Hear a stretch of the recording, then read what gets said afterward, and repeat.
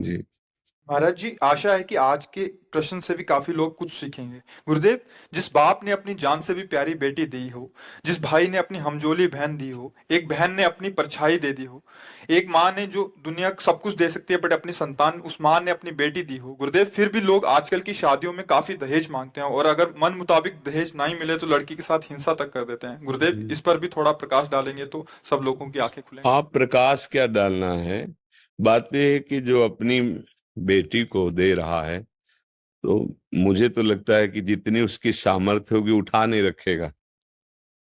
जैसा हमने देखा है, क्योंकि कहीं तो पैदा हुए हैं परिवार में ही, और देखा है कि जितनी अपनी सामर्थ्य होती है, बाप, माँ और परिवार वो कर्जा लेके भी चाहता है, भले मांगो या ना मांगो, कि हम अच्छे से अच्छा अपनी बेटी का ब्याह करें, बारातियों का स्वागत करें। पर जब वर पक्ष के ये बात रख देते हैं कि इतने लाख या इतने, तो उस ममता भरे परिवार में विषमता पैदा हो जाती है कि इससे अच्छा है बेटी पैदा न होती। ये जो आज गर्भ हत्याएं हमारे बहुत बड़े पाप की प्रवृत्ति बढ़ रही है, माताओं बहनों में भी, समाज में भी, तो उसका कहीं ना कहीं काफी दोष इस दहेज प्रथा पर है। क्योंकि हमने देखा है कि गांव के जैसे किसान आदमी हैं, बेटी को पढ़ाया लिखाया, सुंदर पुष्ट किया, ब्याह योग्य हुए, जिनके घर में अब बोले हमको इतने लाख चाहिए, और बेचारा आके घर में बैठ के रो देता है कि किसी तरह तो हम परिवार का पोषण कर रहे हैं, क्या करें। अब बेटी का ब्याह करना है, थोड़ा खान पान हो रहा हो जिस घर में, थोड़ा लड़का अच्छा हो, और वो इतने लाख मांग रहे हैं, और अपनी खेती पूरी जमींदार के यहाँ रख देता है, और ब्याज पे ब्याज वो लगा, मतलब कितना उसको अब क्या सोचेगा पड़ोसी जो देखा दशा कि यार इससे अच्छा मार दो। बुद्धि भ्रष्ट हो गई दहेज प्रथा के भय से। अच्छा, कुछ ऐसे हम वहां थे, निम्बुआ घाट, गंगा जी के किनारे भ्रमण करते, फतेहपुर जिले में है। तो ऐसे संतों के पास तो आते रहते ना दर्शनार्थ या संभाषणार्थ। तो एक गृहस्थ ब्राह्मण परिवार के आते थे। तो अब जब मार्ग में चल रहे हैं तो कभी कोई ना कोई बात तो हो ही जाती है भागवतिक। तो अपनी बेटी को लाए थे, तो यहाँ सब जली हुई थी ऐसे पूरे, ऐसे इतना चेहरा ऐसे और सुंदर एकदम, और अच्छे तो वो जब आए तो दृष्टि तो जाती ना जैसे ऐसे, तो वो भयावही दृष्टि देखी तो उनका, इस बच्चे को क्या हो गया? तो उनका, महाराज इसका ब्याह किया था, जितनी हमारी सामर्थ्य थी, जितना उन्होंने मांगा था उतना दहेज दिया था। पर वो लोग, अब जो सुशील बच्ची थी, जब वो बता रहे थे तब उसके आंसू चल रहे थे उस बच्ची के। तो बोले फिर भी उन्होंने मांग की, हमने फिर भी दोबारा जो हमसे बना दिया। बोले तिवारा हमारी बच्ची को चारपाई में बांध करके आग लगा दी, चारपाई में बांध कर। और भगवान की लीला कि रस्सी का वो हिस्सा पहले टूटा जो ताकत लगा के उठने पर खुल जाए, वो पहले जला, जल रही थी वो भी, और भागी उस सीढ़ियों से चढ़ के उनके चाचा के घर में कूद गई। छप्पर होते ना आंगन में, छप्पर के सारे जेव नीचे कूद, जेव जलती उन्हें देखा तो कंबल आदि से ढका, और उनके पास बंदूक थी कि अब नहीं, अब ये मेरी बेटी हो गई, उन्हीं के परिवार, अगर किसी ने इधर आंख उठाई तो गोली मार देंगे। और बोले हमें सूचना दी गई, हम अपनी बेटी को ले ऐसे। अब बोलो ये राक्षस है या मनुष्य है?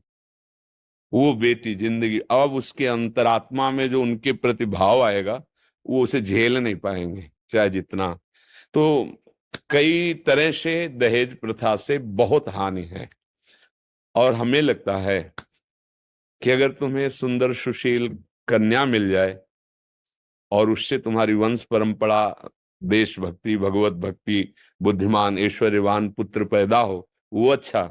या उसको इस तरह से परिवार को क्लेश देना, उस बच्ची को क्लेश देना, या वो परिवार वाला बच्ची जिसके है वो ये सोचने पर मजबूर हो जाए कि इससे तो अच्छा है कि हमारी बच्ची ना होती। तो ये दहेज प्रथा तो बहुत ही, कहीं किसी भी तरह लाभदायक नहीं है, कहीं भी किसी भी।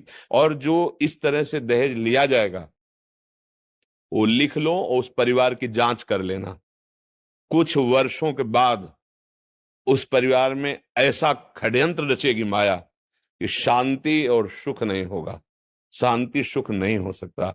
दूसरे को दुख देकर, जलाकर, क्लेशित करके आज तक कभी कोई सुखी नहीं हुआ है। ये पक्की बात है। और सबसे प्रार्थना है कि बेटियों की भावना में उनका गर्व की हत्या कर देना, इस ये समझ लो आपके पास कोई प्रायश्चित नहीं इस पाप से हटने का। अरे आप पढ़ने लिखने दो। आजकल बहुत हमारे मतलब पढ़ाई लिखाई, तो कहीं ना कहीं वो कुछ ना कुछ करेंगे अपने हिसाब से। वो जीने लायक बुद्धि भगवान सबको दे देते हैं। हमें तो दिखाई दे रहा है कि बच्चियां बड़ी उन्नति में जा रही, फोर्स में भी बच्चियां जा रही, नहीं जा रही। तो ऐसा ना सोचे कि बच्चे तो हमारा दुर्भाग्य है, ऐसा माता पिता को नहीं। और कई जगह हमने देखा जहां बूढ़े माता पिता को कोई सहयोग नहीं देता, तो हमने देखा बच्चियां ही सहयोग देती हैं। कभी लड़कों को किडनी देते हुए नहीं देखा अपने बाप को। जहां सुनने को आता है तो बेटी ही किडनी देती नजर आती है। लड़के चार हैं, हिस्सा बांट लिए, अब वो एक एक रोटी देने के लिए पड़े, वो भाग के भी जब माता पिता बेटी के पास वही दुलार करती है, क्योंकि वो करुणामयी है ना, मातृ स्वरूप हृदय में विराजमान ना। अच्छा बेटी नहीं होगी तो बेटा आसमान से पैदा हो जाएगा क्या? है। सोचो चाहे करोड़ों का घर हो और एक स्त्री शरीर ना हो उस घर में, किसी काम का घर नहीं है, और मेहनत करके आते हो, भले 200 रुपया लाते हो, और उस दैवी शक्ति के हाथ में रख दो, तुम्हारे पूरे परिवार का पोषण करेगी, किसी को भूखा नहीं रहने देगी, सबको वाणी के द्वारा चेष्टाओं के द्वारा प्रसन्न रख। ये मात्र शक्ति है। इसके साथ ऐसी भावना करना कि तुम्हारे केवल चिन्ह का ही तो फर्क हुआ। तुम्हारी संतान पुरुष चिन्ह से युक्त हुई तो तुम इतने महान हो गए कि आप गाली दे रहे हो, आप उसको कष्ट दे रहे हो, आप पैसे ले रहे हो, और वो अपने पूरे जीवन को तुम्हारे को समर्पित किए। ये भारी दंडनीय अपराध है। यहाँ दंड अगर नहीं मिला ना, तो तैयार रहो, फिर भगवान के शासन से फिर किसी को बचने का चांस नहीं मिलता। तिनकर काल रूप में भ्राता, बहुत बहुत सावधान। ये तो बहुत अच्छा प्रश्न आपने किया है, क्योंकि समाज के लिए बहुत सुधार। जिसने अपनी बच्ची हमें दे दी, अपना सर्वस्व दे दिया।